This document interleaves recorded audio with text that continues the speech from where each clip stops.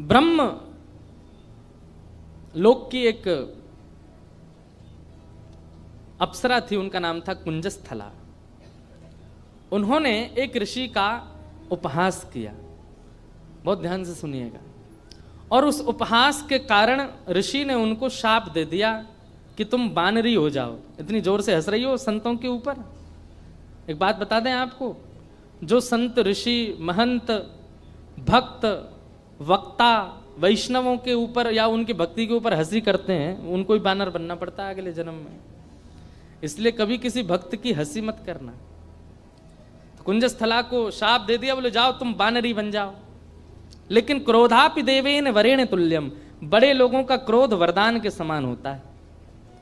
वो क्रोध में श्राप तो होता है पर उसमें वरदान भी होता है। कुंजस्थला अंजनी मैया के रूप में पृथ्वी पर प्रकट हुए और आपका विवाह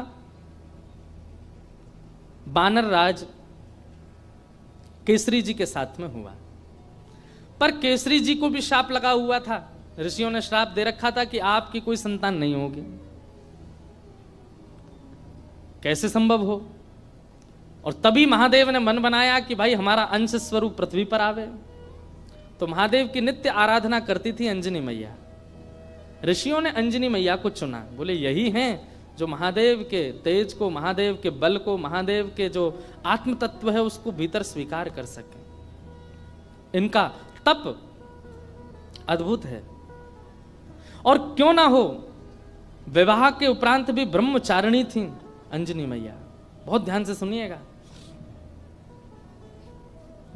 एक दिन पर्वत पर बैठ करके अंजनी मैया महादेव की उपासना कर रही थी, तभी उनको स्पर्श का अनुभव हुआ। तुरंत अंजनी मैया ने नेत्र खोल करके कहा मैं शाप दे दूंगी, कौन है, मेरा स्पर्श करने की हिम्मत किसने की? तभी पवन देव प्रकट हो गए और पवन देव ने कहा कि मां मुझे क्षमा करें, पर मेरा स्पर्श का अधिकार सबको है, मैं सबको स्पर्श कर सकता हूं, मेरा स्पर्श अपवित्र नहीं होता।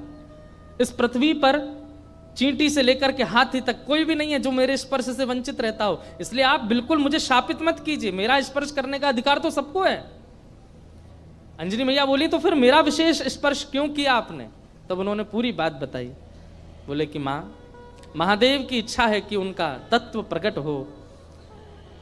मोहिनी रूप को देख करके महादेव इतने प्रसन्न हो गए कि प्रेमाश्रु के साथ उनका समस्त बल पृथ्वी पर झरने लगा, जिसके रूप में पृथ्वी पर विविध रत्न प्रकट हो गए, हीरे सोने चांदी, ये सब महादेव के प्रेमाश्रु से प्रकट हुए हैं। और उन्हीं प्रेमाश्रुओं को कई ऋषियों ने अपने अपने प्रेम पुटों में धारण किया। उन्हीं में से एक बिंदु मुझे प्राप्त हुआ और मुझे ऋषियों की आज्ञा हुई कि मैं आपके अंदर उसको व्यवस्थित कर दूं, ताकि महादेव का जो 11वां रुद्र स्वरूप है वो आपसे प्रकट हो। इसलिए मैंने आपके स्पर्श करके आपके कर्णपुट से महादेव का वह योग बल आपके भीतर व्यवस्थित किया है। अब आप जल्दी ही एक दिव्य भक्त, दिव्य बलवंत और दिव्य श्रेष्ठ बालक को जन्म देंगे। कितने पिताजी हनुमान जी के? पवन पुत्र, शंकर सुवन और केसरी नंदन। पवन देव के वे पुत्र हैं। हनुमान जी के शंकर, अब यहां पर ऋषियों का संतों का शंकर स्वयं केसरी नंदन, शंकर स्वयं ही आए हैं और शंकर सुवन यानी कि उनके पुत्र हैं। किसी का भाव ऐसा भी है कि भाई स्वयं शंकर जी के पुत्र कैसे हो सकते हैं, स्वयं शंकर जी आए तो इसलिए शंकर स्वयं केसरी नंदन। अब जो भी बात हो, इसका विवाद तो बड़े लोग ही करते रहे, हम तो बालक हैं, हम तो जैसा मिले गाते रहेंगे, आनंद करें सब। 3 पिताजी हैं।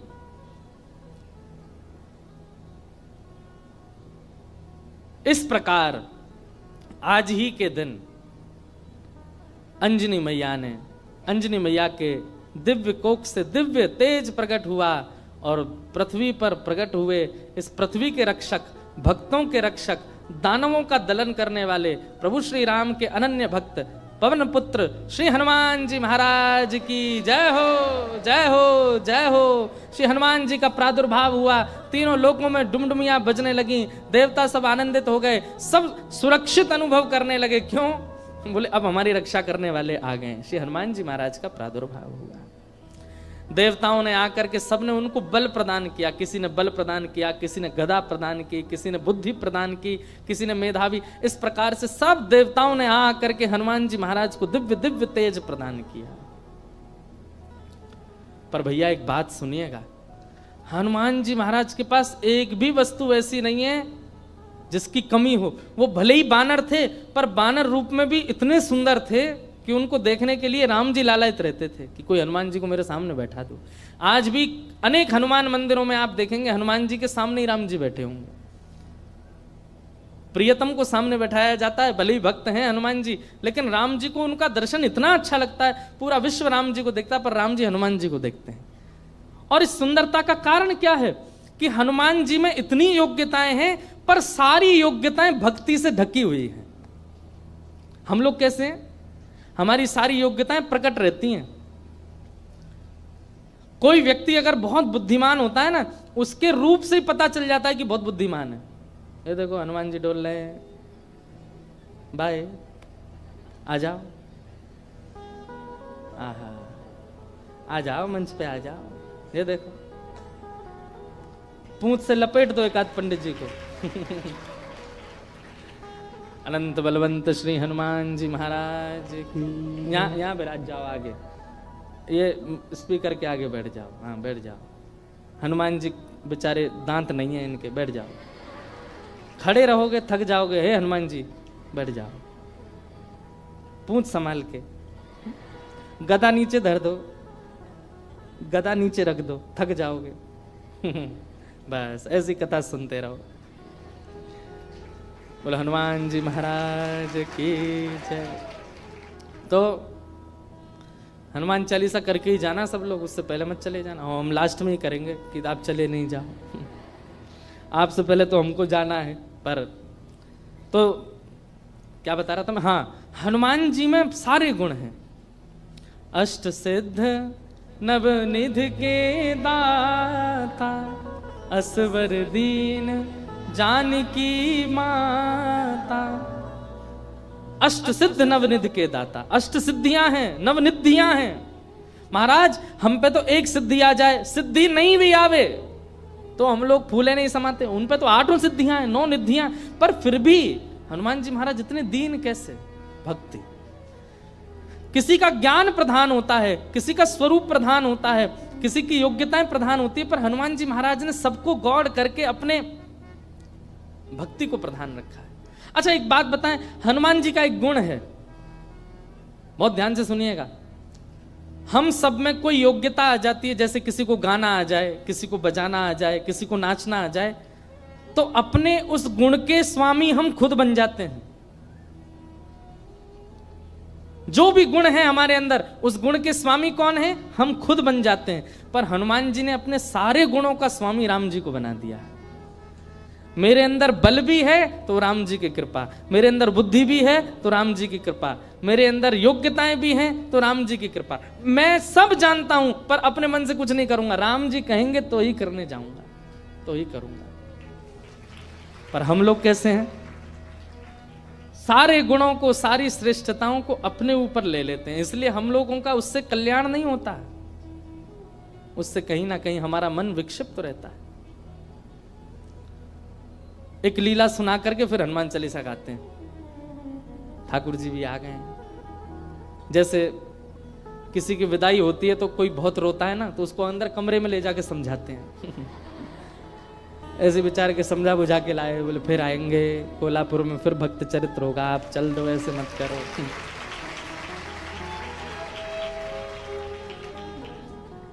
विरह बहुत ज्यादा है भैया ने, ऐसे लिटा के बैठे हो इन्हें, बोल दो कहीं फिर से कूद पड़े ऊपर से।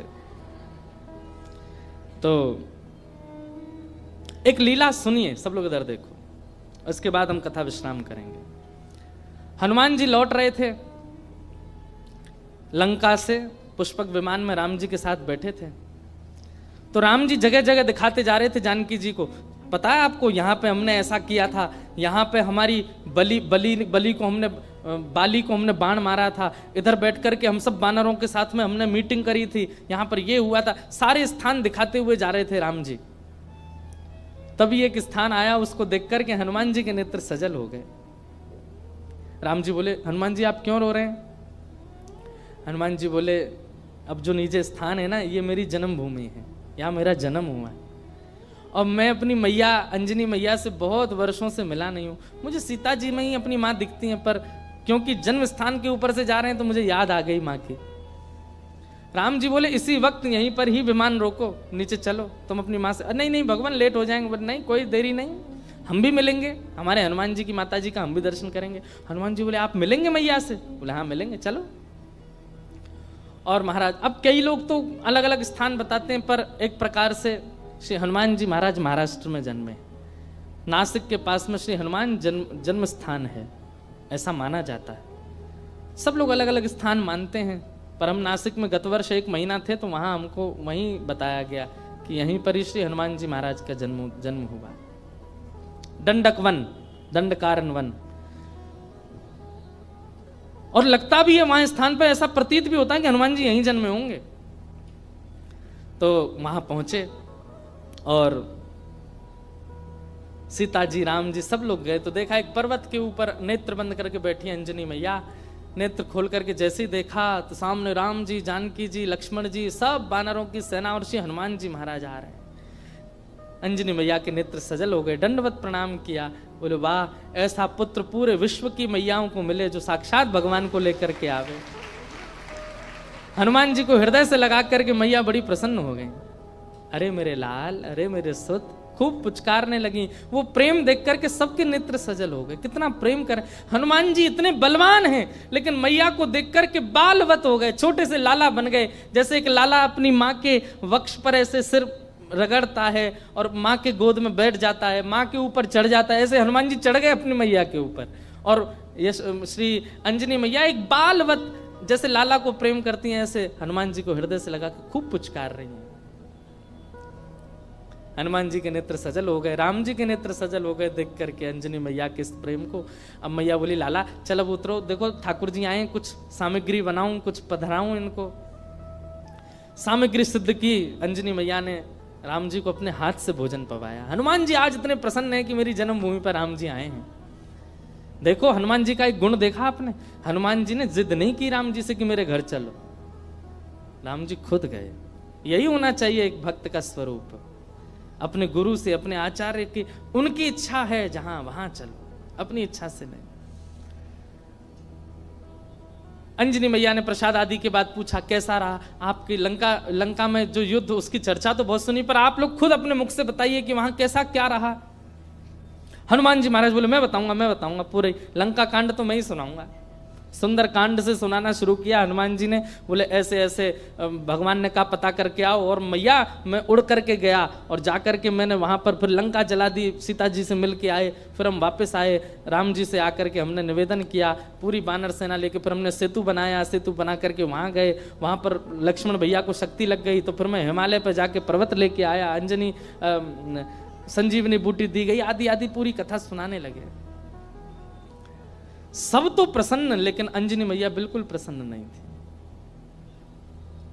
सीता जी ने कहा, मां, श्री हनुमान जी के इस ऐश्वर्य को सुनकर के आपको प्रसन्नता नहीं हुई? अंजनी मैया बोली, मुझे बिल्कुल प्रसन्नता नहीं है, बल्कि मुझे तो संशय हो रहा है हनुमान के ऊपर। बोले, क्यों? बोले, हनुमान के होते हुए भी राम जी को इतना परिश्रम क्यों करना पड़ा? ये मेरा पुत्र हनुमान है, इसकी परवरिश ऐसी हुई है, इसका लालन पालन ऐसा हुआ है कि ये अकेला चाहे तो अपने एक बाम पाद प्रहार से पूरी लंका को रसातल में भेज सकता था।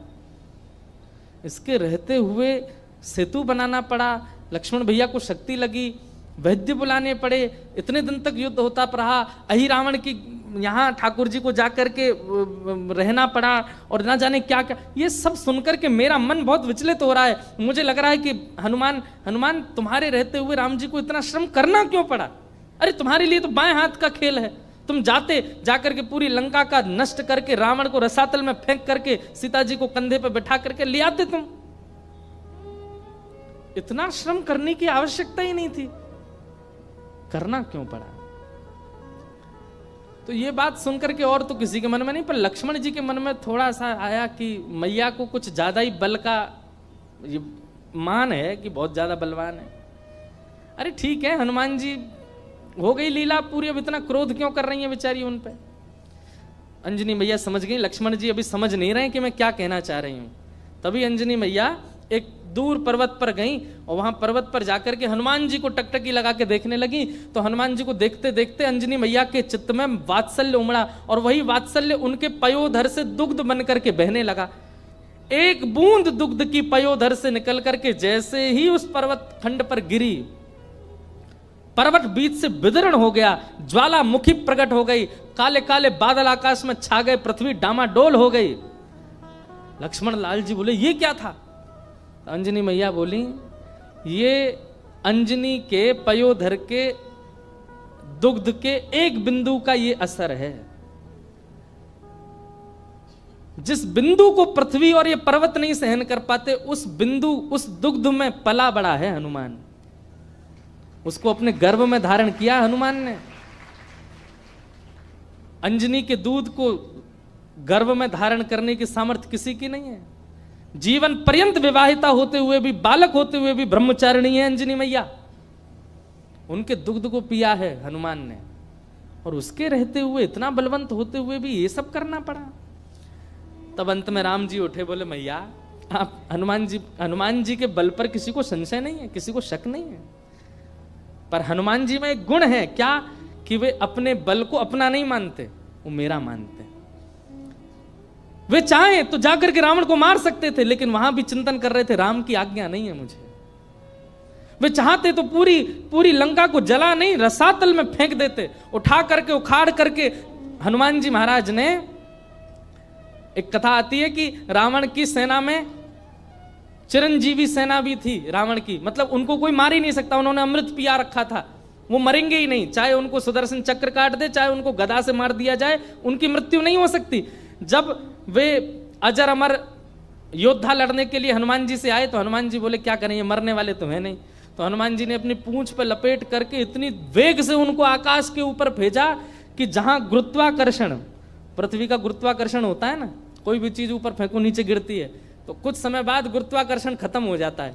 हनुमान जी ने उन सबरे चिरंजीवी योद्धाओं को अपनी पूंछ में लपेट करके इतनी जोर से ऊपर फेंका कि गुरुत्वाकर्षण की सीमा से ऊपर चले गए। आज तक आकाश में ही घूम रहे हैं वे लोग, लौट के नहीं आ पाए पृथ्वी पर।